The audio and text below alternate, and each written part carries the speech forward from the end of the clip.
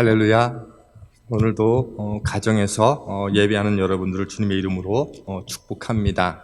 또 멀리 리자인에서 예배드리시는 믿음의 가정도 축복하고요. 보고 싶습니다.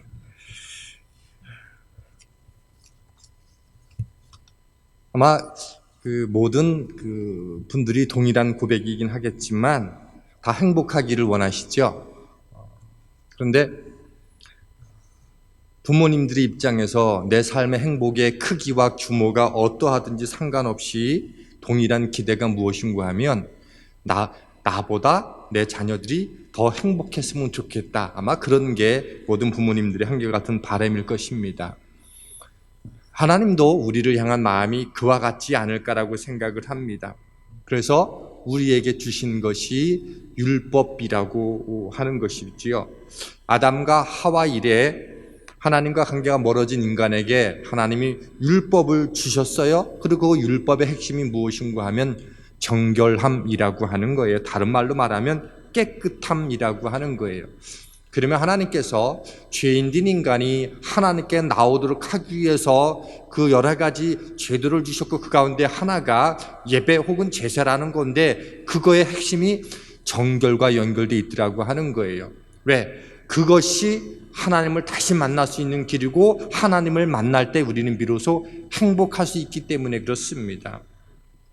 그러면 왜 행복하게 살아가기 위해서 깨끗함이 중요하고 정결함이 중요한지를 오늘 말씀을 중심으로 해서 함께 좀 나눌 수 있으면 좋겠습니다. 첫 번째, 바로 앞에서도 말씀을 드렸지만 깨끗하게 되어야만 하나님과 온전한 교제로 나갈 수 있기 때문에 그렇습니다.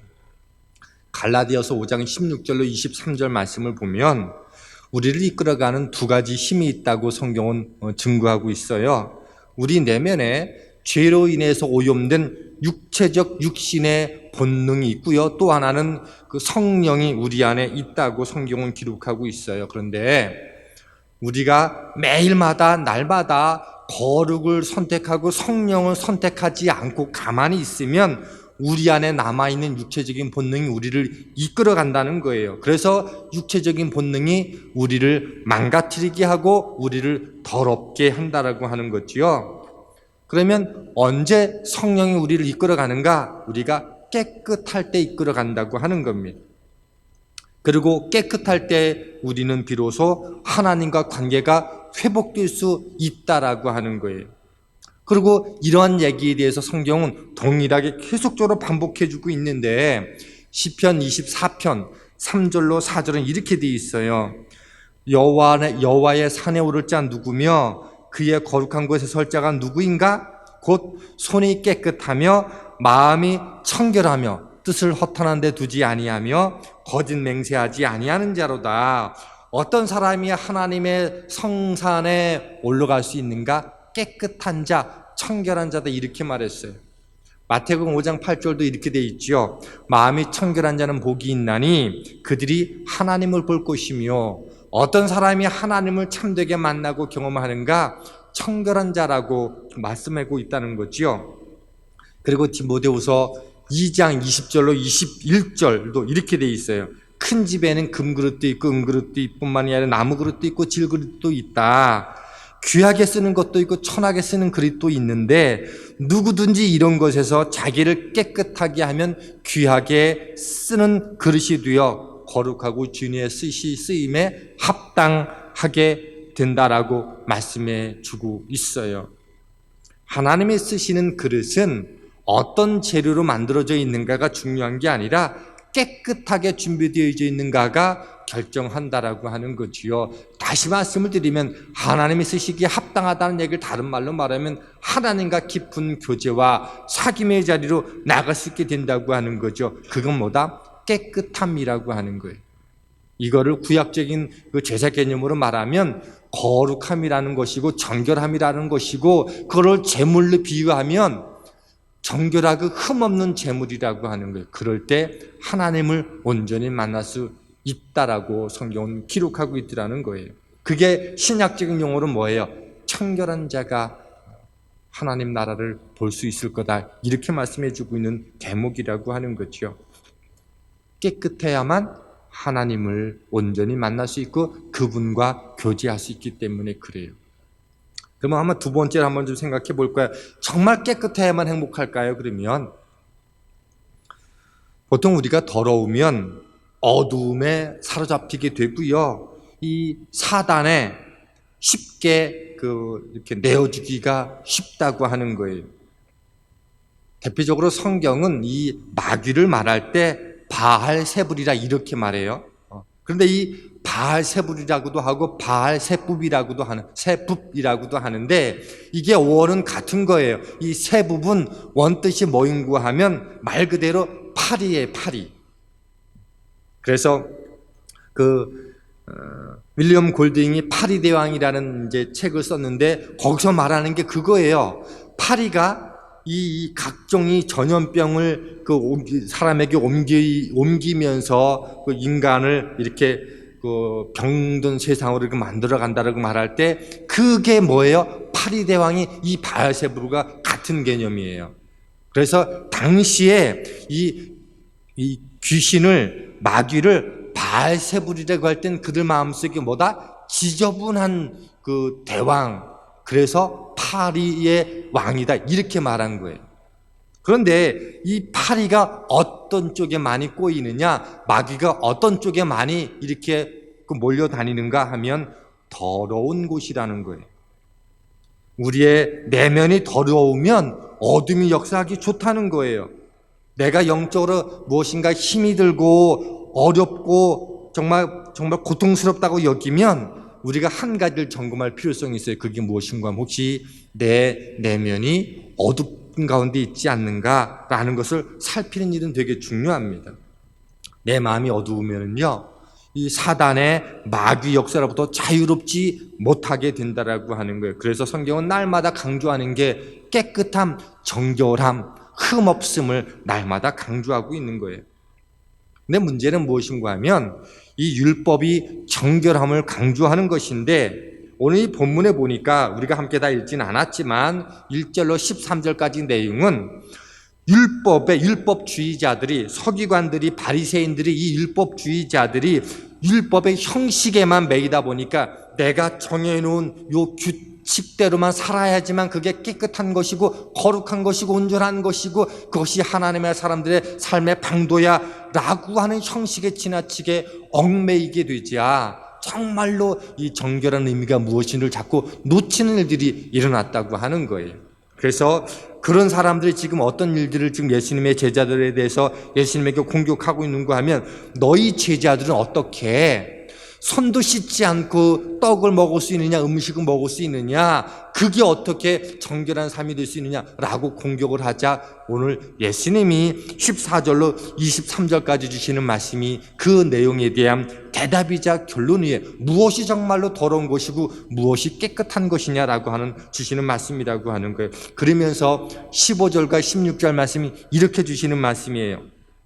무엇이든지 밖에서 사람에게로 들어가는 것은 능히 사람을 더럽게 하지 못하되 사람 안에서 나오는 것이 사람을 더럽게 하는 것이니라 이렇게 말씀하셨어요.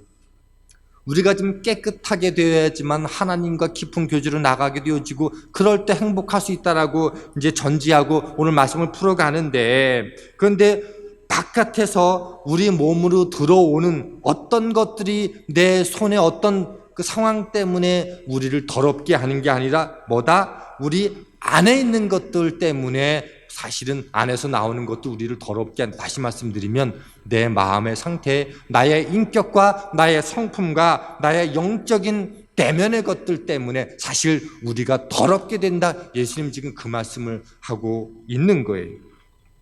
우리 종종 그런 얘기 하잖아요. 이런 표현을 좀 이렇게 예배 때 익숙진 않지만 오늘 정말 더럽네. 이런 표현을 가끔씩 쓰잖아요. 그죠? 그럴 땐 이런 거잖아요. 상황이 어떤 조건이 하는 일들마다 계획한 것마다 잘 되지 않아서 그것들이 내 마음에 들어와서 내 마음의 상태가 뭐다? 더럽다. 지금 이렇게 표현하고 있는 거잖아요. 그죠? 그러니까 더럽다라고 하는 것은 뭐예요? 내 마음의 상태를 함께 표현하는 언어다라는 거예요. 오늘 예수님께서 이 말씀을 제자들에게 그리고 바리새인들과 서기관들도 얘기했지만 그들이 이해하지 못했어요. 왜냐하면 나는 깨끗하다라고 하는 것을 눈에 보이는 것들로만 늘 생각해 왔기 때문에 내가 정해놓은 규칙 안에서 그렇게 움직여야지만 바른 거라고 생각해 왔었는데 오늘 예수님은 진짜 더러운 것은 바깥에 있는 것이 아니고 안에 있는 거다라고 말씀해 주시는 거예요. 그리고 재차 설명을 해도 잘 이해하지 못하자 정확하게 이렇게 설명해 주고 있으세요. 그게 20절로 23절 말씀이에요. 무엇이 그 마음속에 더러운 것이냐 이렇게 해주면서 12가지를 얘기하는데 이렇게 돼 있어요. 또 이르시되 사람에게서 나오는 그것이 사람을 더럽게 하느니라. 속에서 곧 사람의 마음에서 나오는 것은 악한 생각인데 곧 음란, 도둑질, 살인, 간음, 탐욕, 악독, 속임, 음탕, 질투, 비방, 교만, 우매함이니 이 모든 악한 것이 다 속에서 나와서 사람을 더럽게 하느니라. 제가 주목한 게 뭐인가 사실 오늘 이 부분 때문에 오늘 말씀 함께 좀 나누길 원했던 건데 다 속에서 나와서 사람을 더럽게 하느니라. 내 안에 있는 것들이 나와서 나도 더럽게 하고 내 앞에 있는 내 곁에 있는 사람들도 더럽게 한다는 거예요. 우리가 좀 이 말씀을 통해서 좀 중요한 질문을 좀 할 필요가 있어요. 진짜 사람을 더럽게 하는 것이 그 마음에서 나오는 거라고 한다면 사실 우리가 살아가면서 죄악들은 내 바깥에 무지 많잖아요. 그죠? 그런데 왜 바깥에서 우리를 더럽게 하는 게 아니라 내 안에서 더럽게 한다라고 말씀하셨을까라고 하는 거예요. 조금만 우리의 시선과 눈과 귀를 바깥으로 돌리면 대중매치와 내 옆에 사람들 속에서 수많은 악함들을 많이 보는데 왜 그것이 악하다라고 말씀하지 않고 우리 안에서 나온다고 말씀해 주실까? 여기에는요 예수님의 무서운 통찰력이 있어요. 왜 그렇게 말씀하셨을까? 계속 묵상하고 고민한 가운데 주님이 주셨던 이 통찰과 깨달음은 무엇인가 하면 오늘 우리 바깥에 수많은 악함이 있어요. 죄악의 모습들이 분명히 있어요. 그런데 내 바깥에 있는 것 자체가 죄일 수도 있지만 나를 악하게 만들어가는 것은 무엇인가 하면 내 마음 바깥에 있는 어떤 죄악과 악함이 내 안에 들어오게 되어지는데 내 안에 들어와서 내가 그것을 악함으로 삼지 않으면 내 안에 죄가 되지 않는다라고 하는 거예요. 내가 바깥에 수많은 것들을 악함을 보아도 내가 안으로 삼아서 내게 그것이 악한 것들로 삼지 않을 수 있는 능력이 뭐예요? 우리 안에 있다는 거예요. 아무리 나쁜 환경이 내 바깥에 있고 나쁜 이야기가 내 주변에 돌아다녀도 그것을 내가 동일하게 받아들이면 내 안에 동일하게 악한 것들로 자리하게 되어주고 내가 품어나올 때 악한 것이 될 수 있지만 어떤 이야기와 어떤 상황도 내 안에서 그것을 잘 정화시키면 악이 되지 않을 수 있다는 거예요. 더럽게 되지 않을 수 있다는 거예요. 우리는요 사회적인 동물이기 때문에 늘 무엇을 보고 듣는가의 영향을 받게 돼 있어요.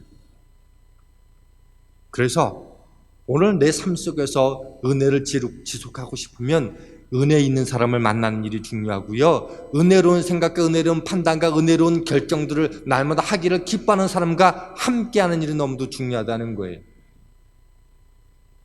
하나님의 은혜가 없는 사람들을 만나서 은혜 없는 이야기를 듣고 세상에서 흘러가는 수많은 정보들 속에서 옳지 않은 것만 내가 귀담아 듣게 되면 언제든지 내가 그렇게 넘어갈 수 있다는 거예요. 우리는요 이런 예를 성경에서 많이 볼 수 있어요. 사무엘은 타락한 엘리 선지자와 그 아들들과 함께 살았어요. 그리고 성경은 그 엘리 선지자와 그 아들들이 그 타락한 결과로 그리고 정말 가장 안타까운 모습으로 죽음을 맛보았는데 성경은 그 사무엘이 그 엘리와 그 아들들의 삶의 환경 속에서 전혀 물들지 않았다는 거예요. 그는 보고 들은 것들을 그 마음속에서 동일하게 그가 삶으로 삼지 않았다라고 하는 거예요. 마음으로 그가 들여놓지 않았다는 거예요. 요셉은 어떻습니까? 형들에게 팔려나갔어요. 얼마나 억울하고 얼마나 속상했어요. 그러나 그 억울하고 속상한 것들이 그 마음에 상처가 되지 않게 만들었다고 하는 거지요. 다니엘은 어떻습니까? 포로된 땅에서 얼마나 많은 사람들이 하나님 없다고 얘기하고 절망했어요. 그러나 그 절망이 그 마음속에 자리하지 않게 했다고 하는 거예요. 이것이 우리가 살아야 될 영적 싸움이라고 하는 거예요. 얼마든지 우리 바깥에서 악한 이야기들과 악한 환경과 더러운 상황들이 존재하는데 그것을 내가 마음으로 털컥 받아들이면 내 안에 얼마든지 그것이 상처가 되고 아픔이 되고 고통이 되고 절망이 돼요. 그러면 나도 모르게 내 안에서 튀어나오는 것들이 더러운 것이 될 수 있다는 거예요. 악이 될 수 있고 죄가 될 수 있다는 거예요. 정말 우리를 무너뜨리는 것은요, 바깥에 있는 게 아니라 그 바깥에 있는 것을 내 안에 그대로 여과 없이 받아들여서 나도 동일한 그 자리로 내 마음을 방치해 놓게 될 때 우리는 여전히 우리 안에서 악함이 나올 수 있다는 것. 예수님이 이것을 정확하게 통찰하신 거예요. 오늘 우리가 믿음의 길 걸어가다 보면 내 주변에서 잘된 이야기들, 좋은 이야기들, 때로는 그것이 나도 모르게 시샘이 되고 속상하고 서운함이 되어서 내 마음에 나를 주장하게 되면 나도 모르게 내 마음이 깨끗하지 못한 것들로 나타날 수 있다는 거예요.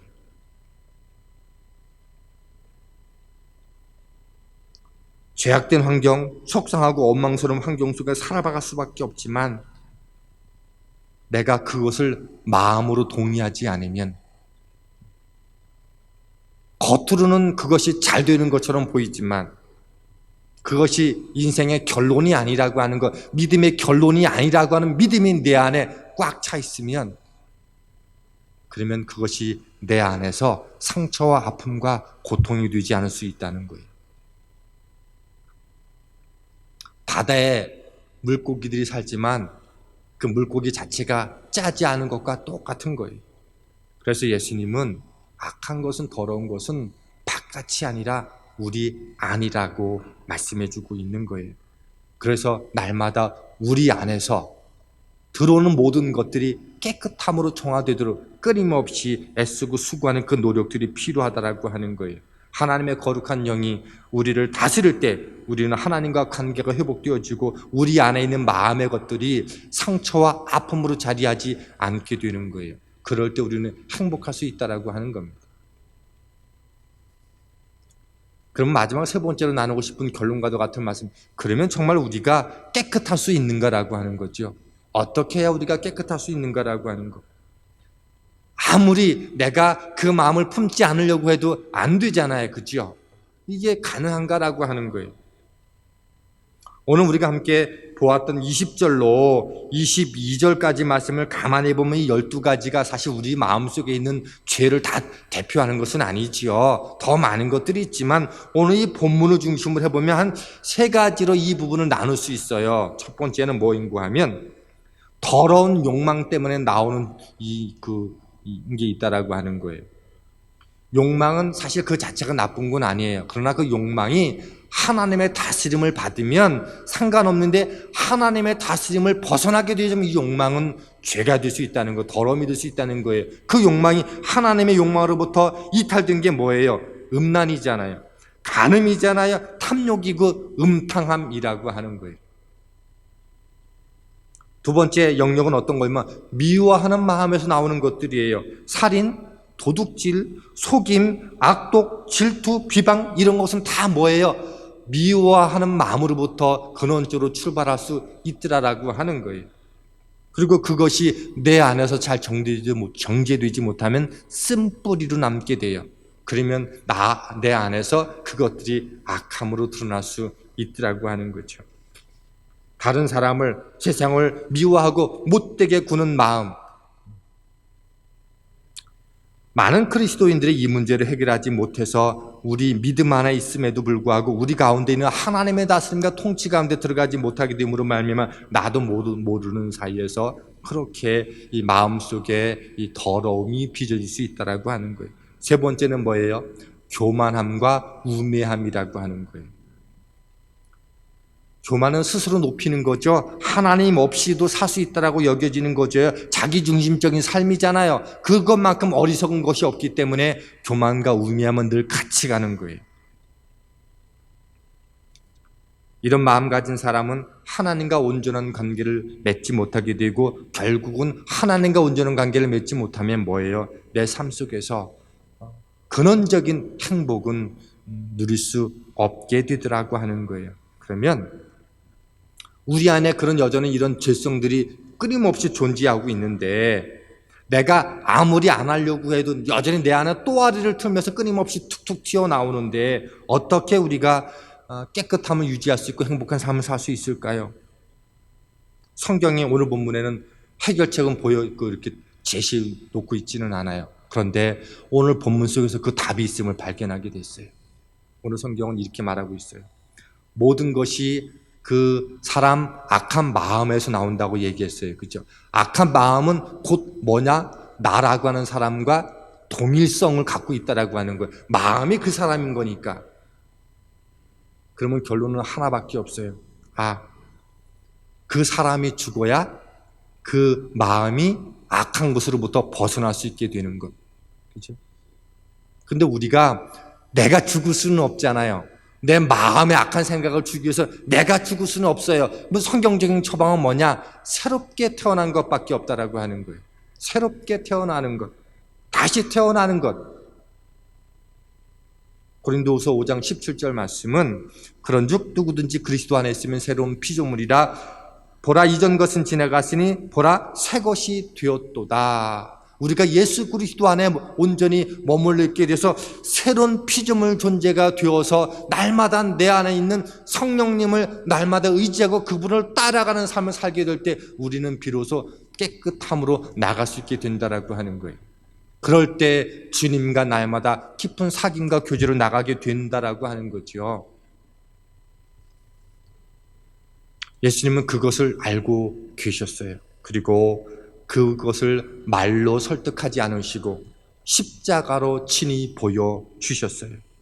그래서 우리가 그분을 믿게 될 때 그분의 십자가 보혈의 피가 우리 안에 흐르게 되어서 이전에는 육체적인 피가 우리를 감싸고 있다고 한다면 예수를 믿는 믿음 때문에 영적인 생명의 피가 우리 안에 들어와서 우리로 하여금 전혀 다른 삶의 가치를 가지고 살아가게 되는 사람으로 바꿔줄 때 우리는 여기로부터 이길 수 있게 된다고 하는 거예요. 제가 갈라디아서 6장 14절 읽으면서 오늘 아침에 오전에도 계속적으로 주석을 찾고 계속적으로 여러 가지 교재를 찾으면서 또 묵상을 하면서 고민했던 내용인데 갈라디아서 6장 14절은 이렇게 되어 있어요.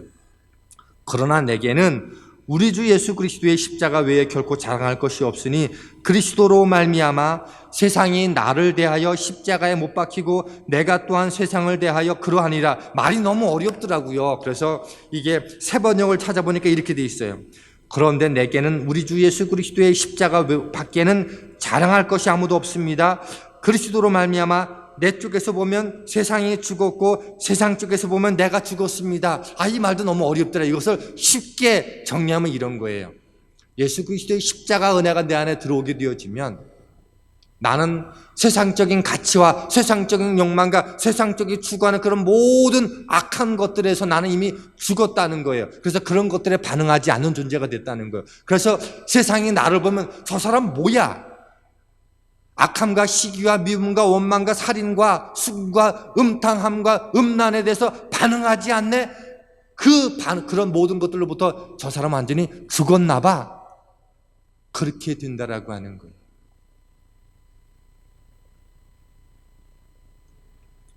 누구보다 갈등이 많았던 사람, 교만과 욕망이 많았던 사람이 바로 바울 아니에요? 자기 열심으로 하나님의 의를 이루어보려고 했던 사람이 이 문제를 어떻게 해결했는가 하면 로마서 7장 21절 23절은 이렇게 증거해 놓고 있어요. 그러므로 내가 한 법을 깨달았노니 선을 행하기 원하는 나에게 악이 함께 있는 것이로다. 속사람으로 내가 하나님의 법을 즐거워하되 내 지체 속에서 한 법이 내 마음의 법과 싸워 내 지체 속에 있는 죄의 법으로 나를 사로잡는 것을 보도다. 내 안에 두 가지 법이 있다는 거예요. 그런데 아무리 애를 쓰고 노력해도 내가 예수 그리스도의 복음을 잘 몰랐을 때는 내가 율법을 지킴으로 내가 어떤 행동을 함으로 내가 이것을 가능하다라고 생각했는데 불가능하던 것을 자기가 알았다는 거예요. 아, 이것은 하나님의 법밖에는 불가능하다는 것을 내가 예수 그리스도를 만나고 나서 깨닫게 되었다고 고백하고 있는 거예요. 이게 오늘 우리들의 이야기 아니에요? 그래서 사도 바울은 로마서 8장 1절로 2절에 이렇게 말하고 있습니다. 그러므로 이제 예수 그리스도 안에 있는 자에게는 결코 정죄함이 없나니 이는 그리스도 예수 안에는 생명의 성령의 법이 죄와 사망의 법에서 나를 해방하였습니다. 이렇게 말씀해 주고 있어요. 저는 오늘 여러분에게 거룩한 도전을 드리는 거예요. 오직 예수 그리스도의 생명의 법만이 우리를 날마다 깨끗하게 하는 자리로 우리를 이끌어 간다라고 말씀해 주고 있어요. 우리 안에 있는 마음의 더러운 것들을 날마다 거룩한 것들을 쫓아가는 생명들로 우리를 만들어 주신다고 말씀해 주고 있어요. 그렇다면 오늘 나는 내 안에 예수 그리스도라고 하는 생명의 성령의 법이 있는가? 오늘 우리는 그것을 점검해야 된다는 거예요. 이것이 없으면 늘 끊임없이 내 마음은 바깥에서 들어오는 환경과 조건 때문에 내 마음이 흔들리게 되어지고 내가 쫓아갈 성령이 없으니까 날마다 거기에 우리 삶이 마음이 주저앉게 되기 쉽다라고 하는 거예요. 우리가 온전히 깨끗하게 되어지고 마음으로부터 끊임없이 나오는 이 악함으로부터 자유할 수 있는 방법은 하나밖에 없다는 거예요. 오직 예수 그리스도를 믿음으로 고백하는 것밖에 없다는 거예요. 그리고 성경이 오늘 우리에게 고린도전서 3장 16절은 우리에게 이렇게 증거해 주고 있어요. 너희는 너희가 하나님의 성전인 것과 하나님의 성령이 너희 안에 계시는 것을 알지 못하느냐. 이 믿음이 확실하면 우리 안에 성령이 거하신다는 거예요. 그리고 우리는 이 일에 대해서 날마다 성령을 붙잡고 날마다 성령을 기억하고 성령을 의지하는 삶을 살게 될 때에 오늘도 이 서기관과 바리새인들과 율법사들이 말했던 것처럼 이 형식이 얽매인 그런 이 정결과 깨끗하냐 안 깨끗하냐 이런 거에 휩쓸리지 않게 되어지고 내 안에 마음의 법을 성령의 법으로 통한 이 마음을 힘있고 중심 있게 만들어갈 수 있다라고 하는 거예요. 그럴 때 우리는요 바깥으로부터 들려오는 소식들 때문에 쉽게 흔들리지 않을 수 있어요. 그리고 바깥에 있는 어떤 조건들 때문에 내가 잘 살고 있다라고 교만하지 않을 수 있게 된다고 하는 거예요. 사랑하는 성도 여러분, 그분이 내 안에 온전히 역사하려면 내가 죽어서 십자가 앞에서 내가 깨끗해져야 되는 거죠. 그래서 내가 십자가 앞에서 내가 사라지는 것은요 비극이 아니고 은혜이고 축복인 거예요. 십자가를 내가 붙들면 다른 것에 흔들리지 않게 되니까 어떤 것들에 대해서도 자존심 상하지 않게 되는 거예요. 나의 자아와 욕망과 미워하는 마음과 교만이 산산이 깨끗해지고 날아가는 기쁨을 경험할 수 있게 되는 거예요. 우리가 그런 사람으로 날마다 우리 자신을 만들어가게 될 때 우리는 비로소 하나님과 온전한 소통하게 되고 하나님과 온전한 소통을 하게 되니 바깥에 있는 환경과 조건 때문에 내 마음이 흔들리지 않다 보니까 어째요? 그것과 상관없이 오늘 내가 행복한 자리에 서 있게 되는 거예요. 저는 한 주간 동안 여러분의 삶 속에서 행복이라고 하는 것이 근원적인 것들로부터 흔들리지 않아야 되는 것인데 그것은 오직 하나님과 온전한 소통할 때 나타나게 된다는 것을 기억하고 여러분의 마음을 흔들리지 않고 오늘도 하나님과 바른 관계를 맺은 것으로 말미암아 근원적인 행복이 여러분 가운데 가득하게 되길 축원합니다. 그때 하나님은 그때부터 우리가 꿈에도 그려던 날마다 의를 구하고 하나님 나라를 구하는 자에게 주시는 날마다 주시는 모든 것의 축복을 여러분의 삶 속에서 가득하게 채워줄 거라고 믿습니다. 우리의 삶은 아직 끝나지 않았어요. 오늘 종말이 온다 할지라도 여러분들 흔들림 없이 그분과 함께 오늘 믿음의 길들을 담대히 걸어가는 저와 여러분 될 수 있기를 주님의 이름으로 축원합니다.